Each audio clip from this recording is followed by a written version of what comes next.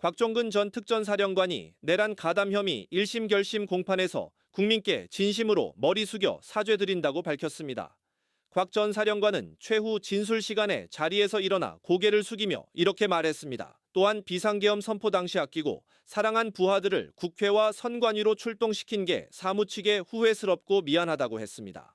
당시 어리석은 저의 출동 지시로 고통받는 부하들을 보면서 가슴이 아프고 힘들다면서 소극적 행동으로 자제하고 철수에 응한 부하들이 고통받지 않도록 선처해달라고도 말했습니다. 곽 전 사령관은 시민들이 계엄에 온몸으로 저항하며 저의 양심을 일깨웠다면서 저를 포함해 위헌, 위법한 계엄에 관련된 사람들이 올바른 길을 가고 있는지 생각해봤으면 좋겠다고도 했습니다. 그러면서 잘못에 대한 책임을 다하고 떳떳한 아빠로 돌아가고 싶다고 말했습니다. 조은석 특별검사팀은 곽 전 사령관에게 징역 20년을 구형했습니다. 자수서를 제출하는 등 수사와 공판 과정에서의 태도를 고려했다고 밝혔습니다. 특검은 같은 혐의로 여인형 전 방첩사령관, 이진우 전 수방사령관에게는 징역 30년을 구형했습니다. 이들에 대한 1심 선고 공판은 9월 21일에 열립니다. 저는 예하 여단장이나 3여단도 마찬가지고 예하 여단장들과 비상계엄에 대해서 제가 사전에 말을 꺼낸 적도 없고 그들과 이것과 관련돼서 어떻게 하자고 얘기해 본 적이 없습니다. 이번 12월 3일 18시경에 사령부 회관에서 피고인 포함해서 7명 정도 하고 저녁 식사한 적 있었나요? 예, 있습니다. 이때 계엄 관련된 논의가 있었나요? 아닙니다. 비상계엄 얘기 꺼내지 않았습니다. 3번 18시 45분경에 또 비화폰으로 피고인한테 전화하셨다고 하는데 그때 당시에 지역대장급 이상으로 비상소집을 지시한 걸로 피고인은 기억하는데 당시 증인의 기억은 어떤가요? 그때 당시는 제가 정가부 퇴근했다가 아무도 얘기하는데 어떻게 우연찮게 3여단장하고 밥을 먹으면서 이제 제 머릿속에는 그날에 대한 상황이 이런 것들이 막 돌아가고 있었기 때문에 되게 복잡했는데 그 얘기 자체를 여단장은 몰랐을 겁니다. 제가 얘기 안 했기 때문에. 그래서 비상소집이라는 얘기가 저도 모르게 딱 튀어나왔는데 처음에는 3여단 전체를 소집했다가 제가 바로 야 이거 아니다 싶어서 그래서 전체 인원이 아니고 바로 여단장들하고 저 지휘관들만 이미 제가 말을 뱉어놨기 때문에 여단장들하고 대장들 거기만 뭐 비상 대기를 해라. 나머지는 절대 소집하지 마라. 이렇게 정정 지시를 했던 기억이 있습니다. 그때에도 그 비상소집의 목적에 관해서 이 사건 비상계엄과 관련돼 있다는 언급은 하셨나요? 저 안 해줬습니다. 4번 생략하고 5번 생략하겠습니다. 2-4번. 이번에는 12월 3일 22시 24분입니다. 이때 비화폰으로 전화했던 걸로 피고인은 기억하는데 비상 상황이다.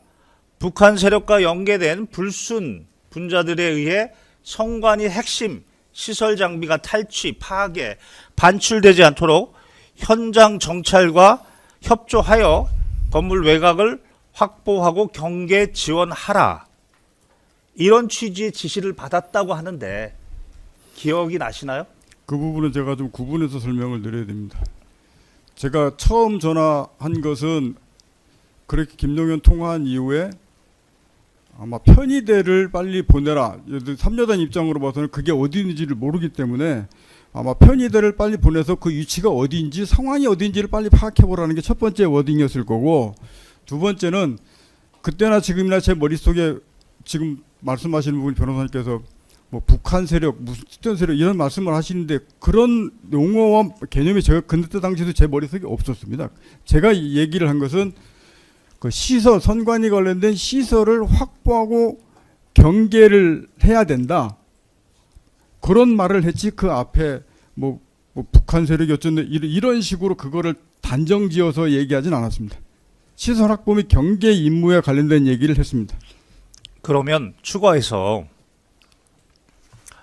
증인이 그 지시를 하게 된 이유, 배경이 뭡니까? 누구로부터 그런 취지의 지시를 받았습니까? 김동연 전 장관으로부터 시설 확보 지시 임무 관련된 것은 제가 그전부터 쭉 배경을 설명드려왔습니다. 그러니까 이 사건 김용현 전 국방부 장관으로부터 지시를 받았고 그렇죠. 그 지시 받은 내용 중에 중앙선관위 뭐 방호 지시 그 부분만 비상계엄과 관련된 설명 없이 피고인에게 이야기했다.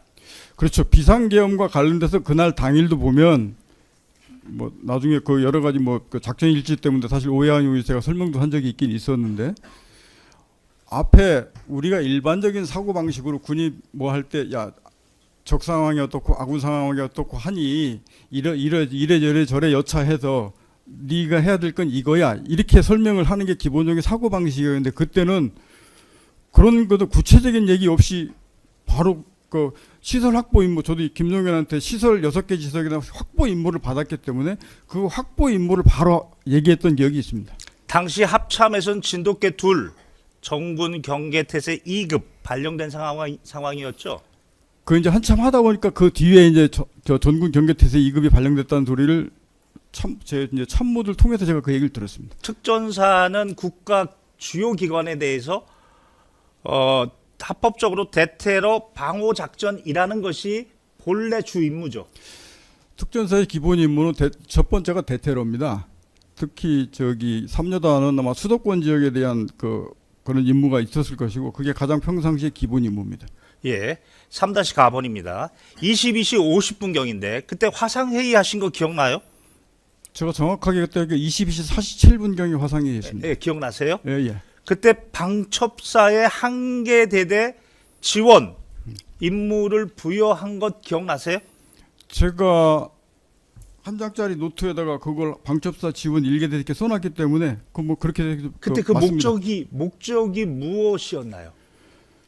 그냥 뭘 한다고 누가 받은 것도 아닙니다. 그냥 어떻게 하다 보니까 우발 상황 대비해서 한계대대 지원할 준비만 하라고 그걸로 그냥 다 끝나버렸습니다. 그대로 더 말 나온 것도 아니고 뭘 한 것도 아니고. 그런 것들은 다 김용현의 이야기로부터 그런 걸 다 적게 되었나요? 그렇죠. 결국은 김영현과 여인영의 발단이었습니다. 거기서부터 그냥 적고 이야기하고 예. 본인도 그런 역할이었다는 거죠? 예. 당시에 주도적인 본인의 어떤 주도적인 역할이 아니고. 그게 뭐 제 생각은 아니었습니다. 예. 그 사령부 작전 일지상에 보면 내란 세력 척결 뭐 이런 문구가 있던데 기억나세요?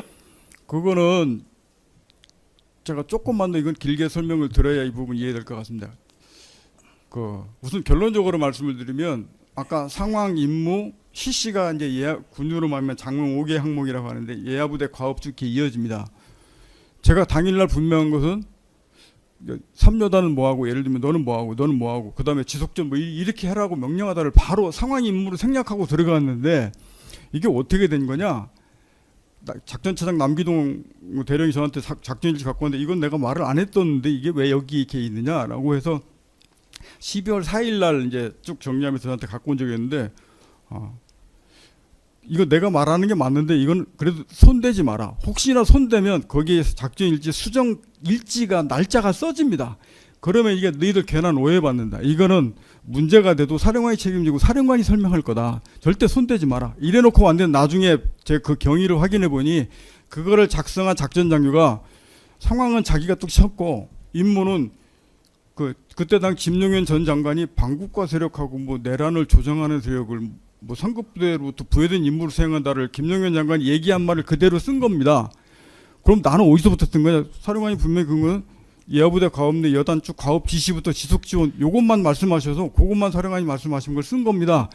그래서 이제 그분 앞뒤 문맥이 다 이해가 갔습니다. 네, 거기까지만 듣겠습니다. 예. 죄송합니다. 제가 20분밖에 시간이 없어서. 예. 3번 화상회의 시에 선고 조작 장비 우선 확보 후 방첩사 인계 그 문구 기억나세요? 그거는 결이 좀 아까 말씀하신 거와 네. 다른데 서버 장비를 가서 확보하고 방첩사 인계가 아니고 제가 분명히 얘기한 것은 거기 있는 시설을 확보하고 경계에서 그런 장비나 물자들이 밖으로 나가는 거를 네가 못하게 해야 된다. 그게 네 임무다라고 설명을 드렸고 그 다음에 저는 왜 그러냐면 제가 지금까지 방첩사하고 뭐 구체적인 내용을 얘기한 적은 없지만 방첩사가 온다라는 건 제 머릿속에 있었습니다. 그때 당시에 그 11월 9일 대통령 식사하고 그러면서 얘기 들었기 때문에 그러니까 니들이 확보를 딱 하고 있으면 그때 방첩사 올 거니까 그때 이제 다 넘겨주고 하면 니들 끝이야. 그게 머릿속에 있고 그게 그 임무를 줬던 겁니다. 다시 한번 확인해 보면 피고인으로 하여금 그 중앙선관위 서버를 직접적으로 확보하라는 그런 의미가 아니고 그것이 방출되는 것을 막아라. 그러니까 확보 및 경계하라고 한 거죠. 그런 의미로 이야기한 예. 거다. 만약에 그랬다면 이 인원들이 제가 최초에 들어가서 제가 거기 서버 저도 어디 있는지도 모르는데 거기 안에 들어가라고 줬겠죠. 제가. 그렇죠. 그러니까 결국은 방호. 크게 말하면 작전. 방어 맞습니다. 네, 거기 안에 들어가는 의미로 이야기한 것이다. 그렇죠. 네. 그게 굳이 얘기하면 확보 경계가 굳이 설명한다 그러면 시설 방어랑 의미가 비슷합니다. 네, 나번입니다. 특전사가 현장에서 정보사나 방첩사를 지휘 통제할 수 있나요? 그건 지휘관계를 그렇게 엮어준 적이 없습니다. 그렇죠. 그렇게 지시한 사실도 없죠? 그건 없습니다. 예, 다 생략하겠습니다. 그리고 정보사 마찬가지 한 가지 더 말씀드리면 저도 정보사라는 거는 꿈에도 몰랐고 김정은 여단장이 나중에 끝나고 와서 저한테 전화를 하면서 거기 가보니까 정보사 누 대령이 있습니다. 그래서 저도 그때 놀랐습니다. 야, 그 정보사가 거기 도대체 왜 나오냐? 걔들이 왜 거기 있는 거야? 제가 그렇게 여단장한테 되물었던 기억이 있습니다. 그때까지는 정보사라는 조직이 거기에서 들어온 것 자체를 저도 몰랐습니다. 그럼 하나만 더 추가적으로. 그때 당시에 경찰과 협조해서 그 선관위 건물 외곽 경계해라. 이 지시한 적 있습니까? 분명히 확보하라고 했던 부분들은 기억이 있는데 제가 경찰이라는 말을 했는지 안 했는지 솔직히 그 부분은? 기억이 가물가물합니다. 네, 사회 가본으로 넘어가겠습니다. 이제 23시 47분입니다. 부대를 출발한 이후로 피고인이 12월 4일 01시 16분에 통화를 했다고 하는데 그 사이에 추가적으로 통화한 사실은 없고 그거 지금으로 기억으로는 제가 통화기를 보지 않는 이상은 잘 모르겠습니다. 지시한 사실 기억은 그 사이에 그 기억은 그렇게 없는 것 같습니다. 그것도 제가 없고. 뭘 더 하라고 한 기억은 없는 것 같습니다. 예. 그러면 01시 16분경에 그 피고인이 비어폰으로 현장 도착 완료했습니다. 현재 계엄 해제라고 하는데 작전 중단해야 하는 거 아닙니까? 뭐 이런 취지의 보고를 받은 기억이 있나요? 그거는 앞에 부분만 조금 설명해서 연계해서 설명드려야 됩니다. 네. 12월 4일 01시 05분에 제가 김용현한테 전화하면서 저 6개 확보 장소 들어갔던 부대들 05분부로 저 임무 중지하고 다 철수시킵니다라고 제가 김용현한테 보고를 했고 김용현이 뭐 알겠다 그래서 그 다음 제가 바로 07분에 김현태 가장 급한 게 707이거든요. 707 김현태 너 임무 중지하고 철수해. 먼저 지시하고 그 다음에 09분에 사령부 지통실에 제가 직접 마이크를 잡고 전 인원들 다 들리게 저 01시 09분부로 그 특전사 전체 6개 확보장 나갔던 인원들 전체 다 임무 중지한다. 안전지역으로 다 철수해서 인원 장비 다 이상 유무 확인하고 이상 없으면 철수하도록 준비해라 라고 지시를 09분에 다 했습니다. 그러고 나서 통화한 게 아마 여단장이었던 것 같습니다. 그러니까 여단장이 저한테 철수건일 했는지 그 말은 솔직히 내 기억은 안 납니다. 그래서 끝나고 너희들 빨리 안전히 철수해서 철수 준비해라고 제 입에서 그 말이 나갔을 겁니다. 그리고 나서 이제 그 피고인 부대는 그 중앙선관위에서 좀 이격된 장소에서 대기하고 있다가 그날 02시 15분에 완전 철수 지시 하신 기억 나세요? 예, 그것도 앞에서 저는 이제 다 철수해서 안전적 철수해서 인원 장비 이상 유무 이런 거 막 확인하고 있는 시간인 줄 알고 있었습니다. 근데 02시 13분경에 김용현이 저한테 다시 전화를 해서 선관위를 다시 투입을 할 수 있냐라고 저한테 다시 요청을 해서 이미 아까 얘기했듯이 국회 선관위 병력 다 뺐는데 뭘 다시 들어가느냐 죄송합니다 안 됩니다라고 그때 02시 13분에 거절하고 혹시 몰라서 그때 전화한 게 아마 여기였을 겁니다. 어디 있냐 그랬더니 그래서 야 빨리 빠져 철수해 그래가지고 그때 바로 부대로 복귀했을 겁니다. 자, 끝으로 피고인 3여단장은 당시 중앙선관위 건물 방호, 그러니까 무엇인가 반출되고 이런 것을 막는 방호 작전, 그것을 지금 염두에 두고 갔는데 이제는 피고인도 재판을 거치면서 어느 정도 사실관계를 전체적으로 볼 수 있었을 것으로 보이는데 지금 대통령이었던 자 윤석열이 내란 내지 군을 이용한 반란 이런 행위인데 국헌문란 목적. 국헌문란이라는 것은 바로 중앙선관위 헌법기관을 불가능하게 하려고 했다. 자, 여기까지 피고인이 당시 임무였다. 그렇게 생각하고 지시했나요? 그 부분을 제가 분명히 다시 말씀드리고 싶은 것은 3이나 9나 특한관이나 제 여단장들은 분명한 것은 이 사람들이 비상계엄 선포되기 전까지는 이 상황과 관련된 것을 저들과 사전에 공의하거나 모의하고 제가 사전에 얘기한 적이 없습니다. 끝으로 말씀하십시오. 그 다음에 예. 어찌됐든 12월 3일 날 출동 명령을 받고 예. 지금이나 따라 예. 제가 끝으로 하나만 여쭤보고 끝내겠습니다. 예. 자, 끝으로 그러면 결국 대한민국 3여단은 국군 통수권자였던 윤석열의 도구였다. 저는 이렇게 평가를 내리고 싶은데 의견을 끝으로 묻습니다. 어떻습니까? 마지막이시죠. 예, 마지막입니다. 앞서 이어서 좀 말씀을 좀 드리겠습니다. 재판장님,